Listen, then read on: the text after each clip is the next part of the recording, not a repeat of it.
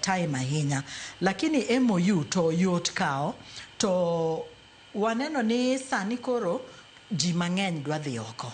Koro waonge gi 2-3 years higni mang'eny mondo wago mbaka ka wawacho wadwa kama wadwaro MOU ma koro protect jo Kenya madhi oko go wan kanyo.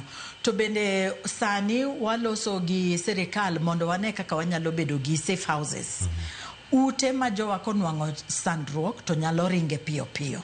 To wamiyo gi services e ute go eko. To nyaka sana ng'o manyamiyo ma oleo nikech safe houses. En gimoro mosebedo katimre. Migawo ma wacho kacha nutiyo godo machiegni mano mar labor. Motele kod Mutua, Alfred Mutua. Osebedo kata ka dhiro chenro mag miyo jo Kenya tije pinje maoko. Itero gima thoth kocha, masinjo ka nitiere Gulf, mantiere Saudi Arabia, mantiere kure. Gikale midhiero.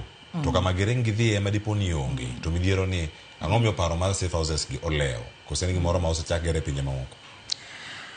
Koro gero nwang'o safe house ok en gima inwang'a dichiel kama en gima nyaka ilos gi pinje maoko go mondo uyiere ni ububedo gi safe house. Ing'e ni safe house ni wadwa ni mondo obed gi immunity. Immunity mean ni kiringo idhi kanyo to onge polis manyalo lawi iye kanyo. Kopo ni bahati mbaya igwenyri gi gimoro to inyalo bedo processed ka in iye kanyo to ibedo processed ka in safe. For us, singo moan godo mochung kidi moachunge kabisa and the safety of the Kenyans and the protection of the Kenyans. Sani en wach mowacho ing'e ni nitiere ratiro kaka gik moko bedoga.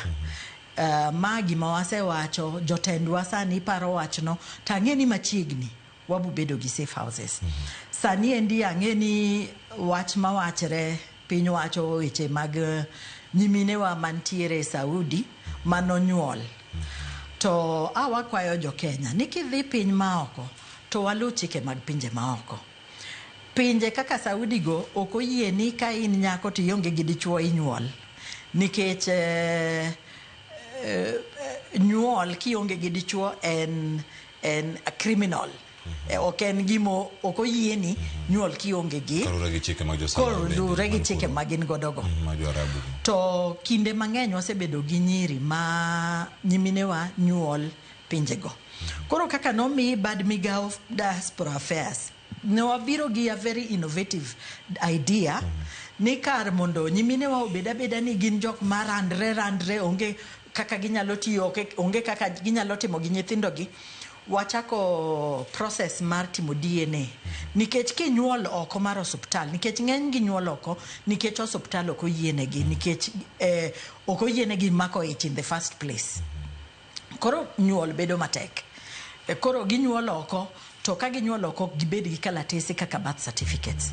To nwang'o birth certificate nyaka wa confirm ni nyathini en nyathini mondo kik bed human trafficking. Kik bed ni wakelo nyithindo Kenya moko magin jo Kenya. Koro bad migawo mar diaspora affairs nochako process mar timo DNA testing mondo wanwang' kaka nyithindo gi nyalo duogo Kenya. Sani moko oseduogo. To kalatese moko birth certificates noseter to poka jok moko poko kao. Nitiere reasons mopogre momiyo poka gi kao. Kamano. Nikech saa bende rengo. Adongi thuolo matin dakika 5. Kende kato watieko chenro. Ada mondo miyo mule kumoro bende machiegni kod twak mabende wan go sani. Kato angi mede mamoko. Weche mag agents mantiere kembe ma ondikore pacho kama tero ji pinje maoko yore mag tich. Ada ni mulu mano kachiel koda kamachielo en jo Kenya makoro biro machiegni.